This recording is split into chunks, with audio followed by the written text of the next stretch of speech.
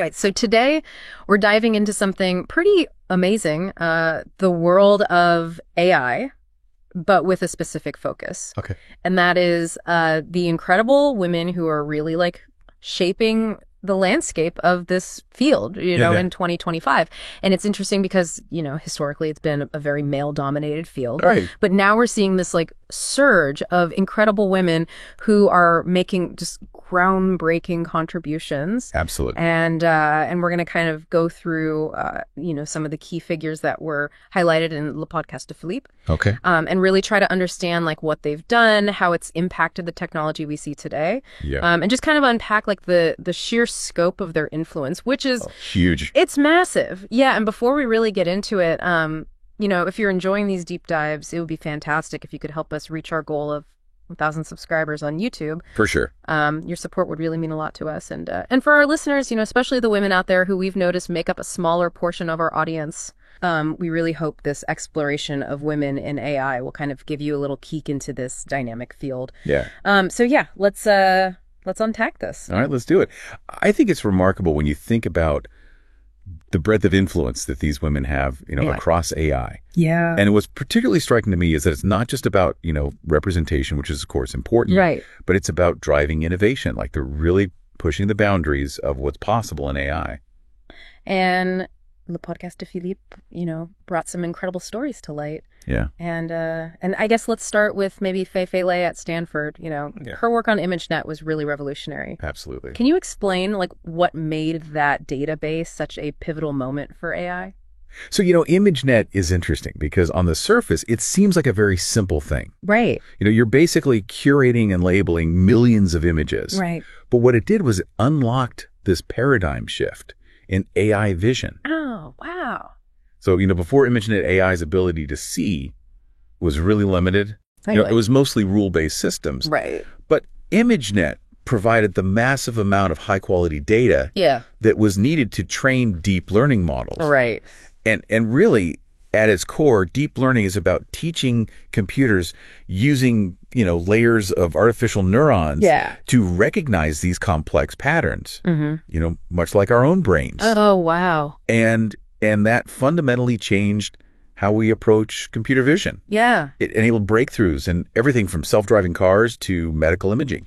That's incredible. And of course, alongside her research as co-director of the Human-Centered AI Institute HAI. at Stanford, her co-founding of AI4L really shows her commitment to fostering a more inclusive future for the field. Absolutely. And, building on this idea of how AI sees, Timnit Gebru's work has been so crucial in examining how AI sees, particularly in terms of bias. Yeah. Her research at Google and founding the Distributed Artificial Intelligence Research Institute. Like DARE. DARE has been so impactful. Can you tell us a bit about that? So Timnit Gebru's work really brought this critical lens to AI development. Okay. She highlighted how biases that are present in the data that's used to train these systems can actually lead to unfair or discriminatory outcomes. Oh, wow.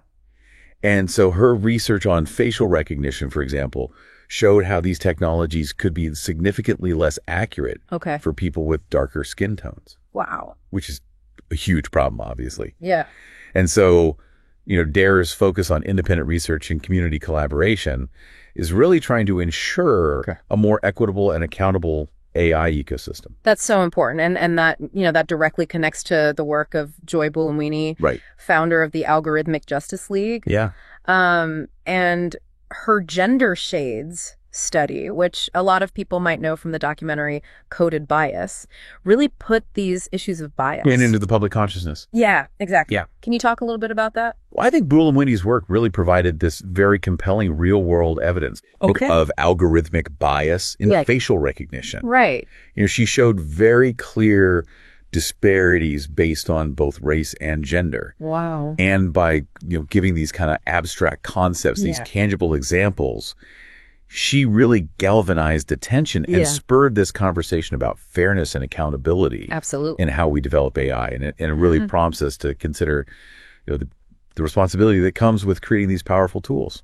Right. And moving to maybe a broader perspective, Kate Crawford's research on the social and political implications of AI, detailed in her book, Atlas of AI, it offers a very critical examination of the wider impact of these technologies. It does. Can you tell us a bit about that? So Crawford's work, I think, compels us to look beyond just the capabilities of AI. Okay. And consider the broader societal costs. Okay. So Atlas of AI really meticulously unpacks things like the environmental impact of training these massive AI models, right, the labor that's involved in data annotation, and the ways that AI can actually reinforce existing power structures. That's a good point, yeah. And so her perspective is really crucial for a more holistic understanding of AI's role in the world. Absolutely. So, we've talked about kind of the societal impact, the ethical concerns. Yeah. But let's switch gears a little bit and talk about some of the applications of AI. Okay. And Daphne Koller, co-founder of Coursera and InCitro, right, has made some remarkable contributions by applying machine learning to fields like computational biology and drug discovery. Yeah. That's fascinating to me. It is. It's a really interesting intersection of disciplines. Yeah.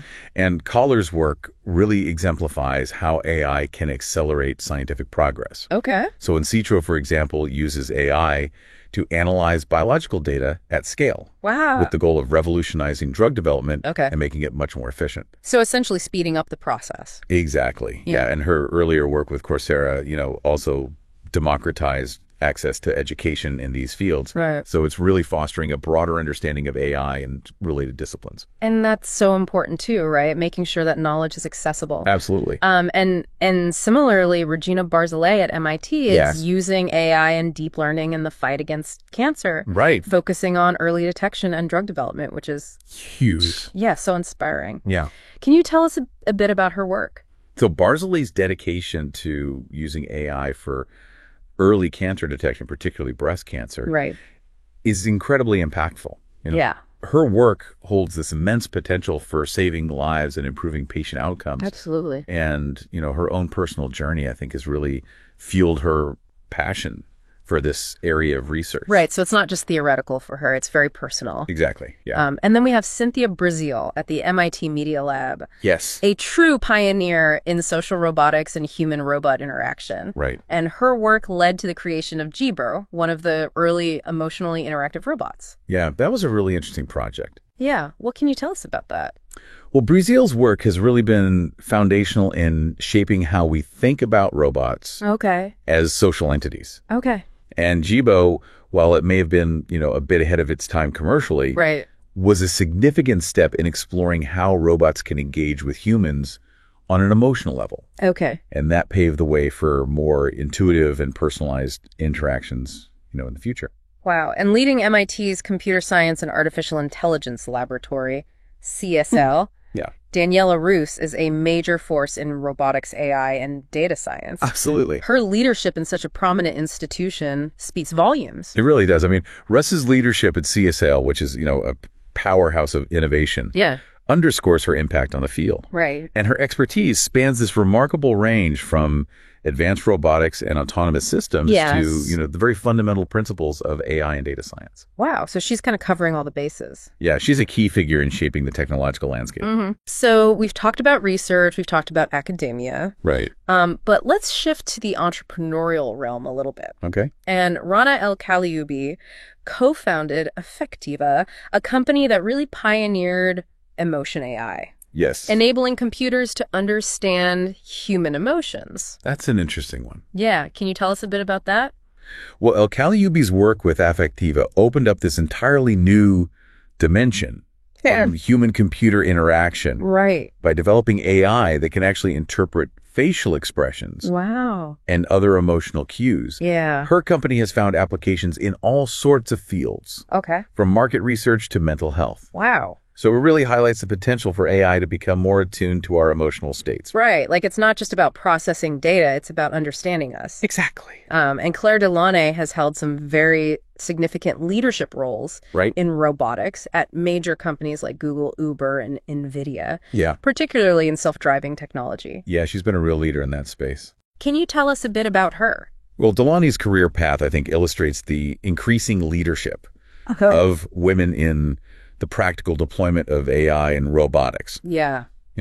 her work in autonomous vehicles, both cars and trucks, Yeah. is really at the cutting edge of transforming transportation and logistics. And then we have Lisa Su, the CEO of AMD, Yes. who's not only transformed the company into a major force in AI hardware, Right. but is also a very strong advocate for diversity within STEM fields. Absolutely. So she's not just focused on the technology, but also the people behind it. Yeah, exactly. And her leadership at AMD has been really transformative. Okay. Revitalizing the company, positioning it as this crucial provider of computing power that underpins modern AI. Right, because you need that hardware to run those complex algorithms. Exactly. And her advocacy for increasing representation in technology, engineering, and mathematics is so vital for creating a more inclusive and innovative workforce. Absolutely. Yeah. And at OpenAI, Mira Murati, as Chief Technology Officer, plays a central role in the development of models like ChatGPT, while also navigating the very complex ethical considerations that come with such powerful AI. Yeah, she's really at the forefront of it all. Yeah, and she represents a new generation of women in tech leadership. She does. Can you tell us a bit about her work? Well, Murati's position, at the forefront of developing some of the most advanced AI models, really underscores the increasing influence of women in shaping the very trajectory of AI development. And her focus on responsible and ethical development is crucial as we navigate these rapidly evolving capabilities and their societal impact. It's so inspiring to see, the diverse roles these women are playing. It is. From foundational research to actually shaping the future of AI companies. Yeah, the contributions are going way beyond just participating. Right. They're actually driving the direction and impact of AI across all these sectors. So to bring it all together, it's clear that women are making absolutely vital contributions. Yes, to the field of artificial intelligence in 2025. Absolutely. Their diverse expertise and perspectives are not just beneficial. They're essential for creating a future where AI is more innovative, more equitable, and ultimately serves a wider range of human needs. Exactly. The leadership and insights of these women are not just a matter of fairness. They're critical for the progress and responsible evolution of AI. Absolutely. Their work is shaping not just the technology itself, but its profound impact on society as a whole. It really makes you think about the future of AI and how these women are actively shaping it towards a more inclusive and innovative landscape. And for you, our listener, we really encourage you to kind of dig a little deeper into the work of these incredible individuals. Absolutely. Explore their research, their companies, their perspectives. It offers such a richer understanding of the world of AI development and its implications for all of us. It really does. So thanks for joining us on this deep dive. It was a pleasure. It was great having you, and we'll see you next time. See you later. Bye.